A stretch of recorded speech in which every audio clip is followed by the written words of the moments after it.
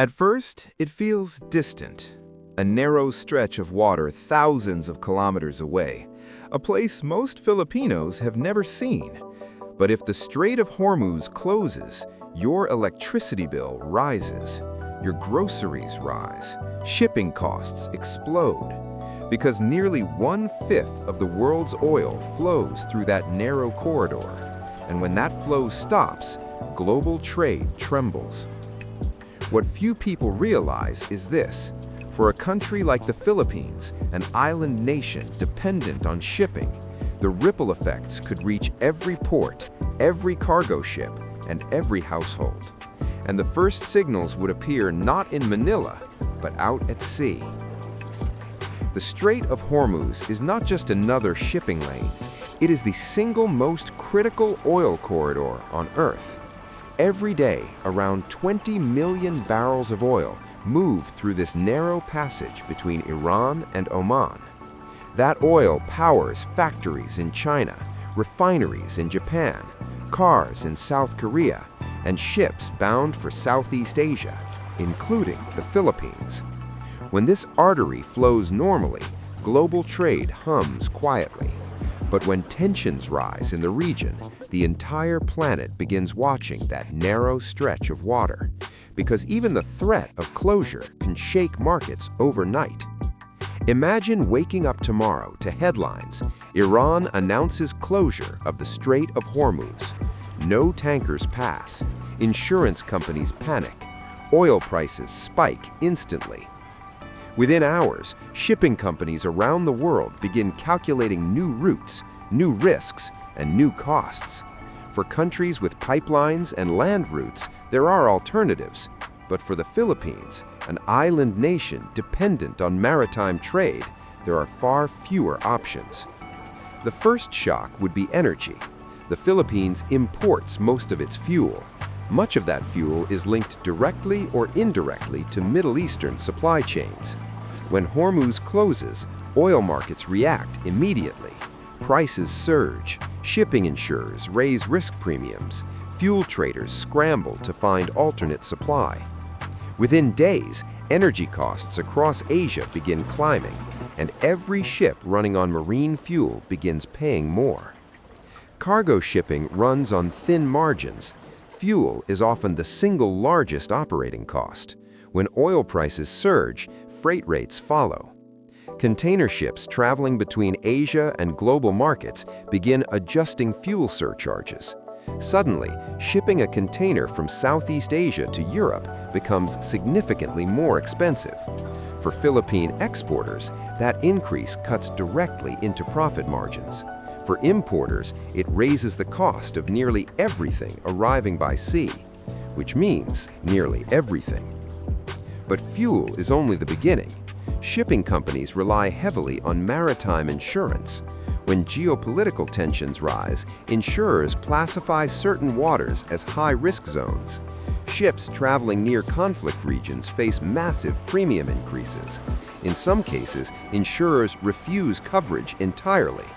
If Hormuz becomes a conflict zone, tanker operators must either pay enormous insurance costs or stop sailing altogether. Both outcomes push global shipping prices higher. When major shipping lanes become dangerous, companies search for alternatives. But alternatives to Hormuz are limited. Some oil may reroute through pipelines. Some tankers may travel longer paths. But every additional mile increases cost. Every delay tightens global supply. And every disruption amplifies volatility across energy markets. For the Philippines, maritime trade is not optional. Over 90% of global trade moves by sea. And as an archipelago of more than 7,000 islands, the country depends on shipping even for domestic distribution. Fuel arrives by tanker. Food arrives by container. Electronics, machinery, and raw materials all travel through international sea routes. When shipping costs rise globally, the Philippines feels it quickly. The first place people notice the impact is not in shipping reports. It appears in prices. Fuel prices climb. Transportation costs rise. Food supply chains tighten. Gradually, everyday goods become more expensive, and most consumers never realize the origin of the change began thousands of kilometers away, in a narrow sea corridor between Iran and Oman. There is another group watching this situation closely: Philippine seafarers. The Philippines supplies one of the largest maritime workforces in the world. Hundreds of thousands of Filipino sailors crew cargo ships, tankers, and container vessels globally. When maritime tensions rise, their routes change, their risks increase, and their livelihoods depend on the stability of global shipping. Beyond oil, Hormuz disruption would shake supply chains across Asia. Petrochemical materials used in plastics, industrial lubricants, fertilizers. These materials feed manufacturing systems across the region.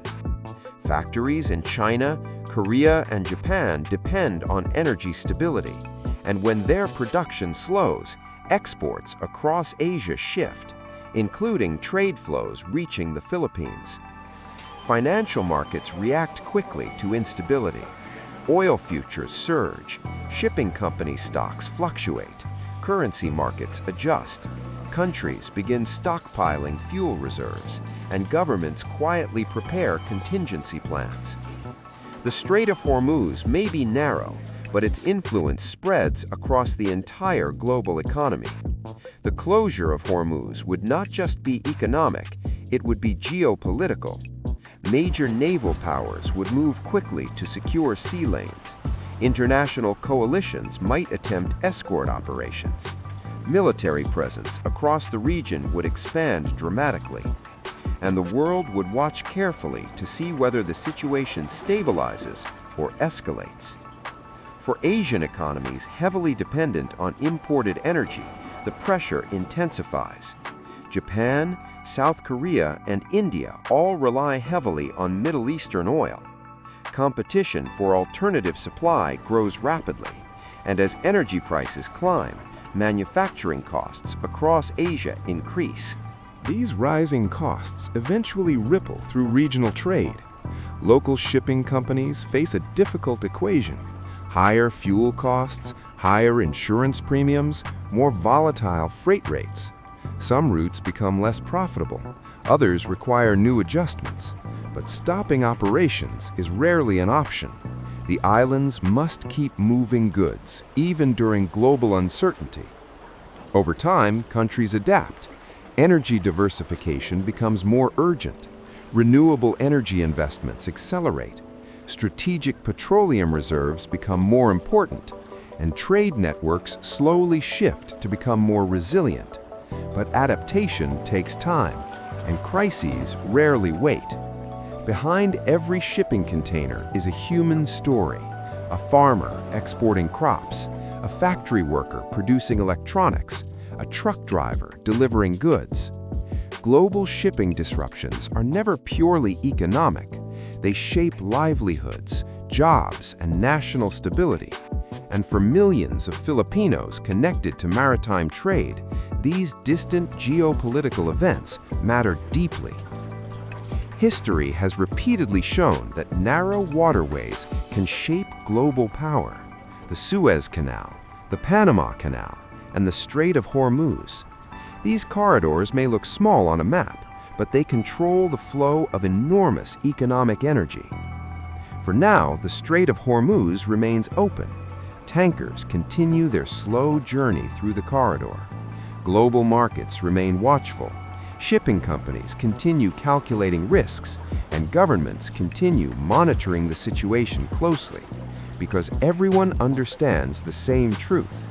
If that narrow passage closes, the consequences travel far beyond the Middle East.